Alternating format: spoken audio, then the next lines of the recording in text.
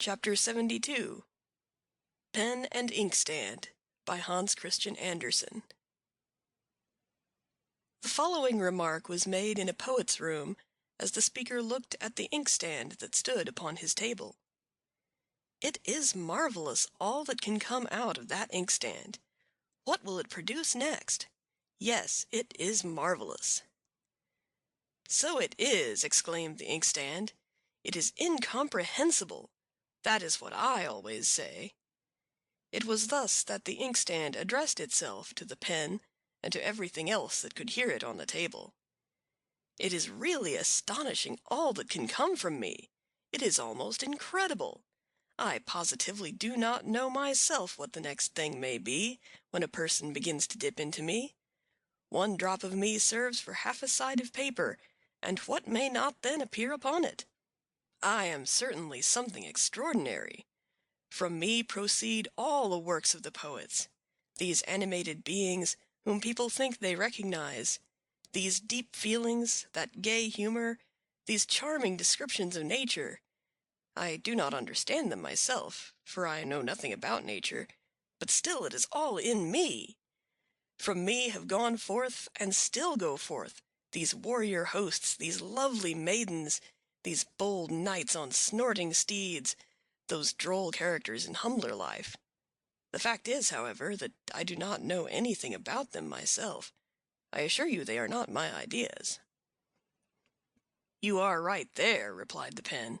You have few ideas, and do not trouble yourself much with thinking. If you did exert yourself to think, you would perceive that you ought to give something that was not dry. You supply me with the means of committing to paper what I have in me. I write with that. It is the pen that writes. Mankind do not doubt that, and most men have about as much genius for poetry as an old inkstand. You have but little experience, said the inkstand. You have scarcely been a week in use, and you are already half worn out. Do you fancy that you are a poet? You are only a servant, and I have had many of your kind before you came, many of the goose family and of English manufacture. I know both quill pens and steel pens. I have had a great many in my service, and I shall have many more still, when he, the man who stirs me up, comes and puts down what he takes from me. I should like very much to know what will be the next thing he will take from me. Ink tub, said the pen. Late in the evening the poet returned home. He had been at a concert, had heard a celebrated violin player, and was quite enchanted with his wonderful performance. It had been a complete gush of melody that he had drawn from the instrument. Sometimes it seemed like the gentle murmur of a rippling stream, sometimes like the singing of birds, sometimes like the tempest sweeping through the mighty pine forests. He fancied he heard his own heart weep, but in the sweet tones that can be heard in a woman's charming voice. It seemed as if not only the strings of the violin made music, but its bridge, its pegs, and its sounding board. It was astonishing. The piece had been a most difficult one, but it seemed like play, as if the bow were but wandering capriciously over the strings. Such was the appearance of facility that everyone might have supposed he could do it. The violin seemed to sound of itself, the bow to play of itself. These two seemed to do it all. One forgot the master who guided them, who gave them life and soul.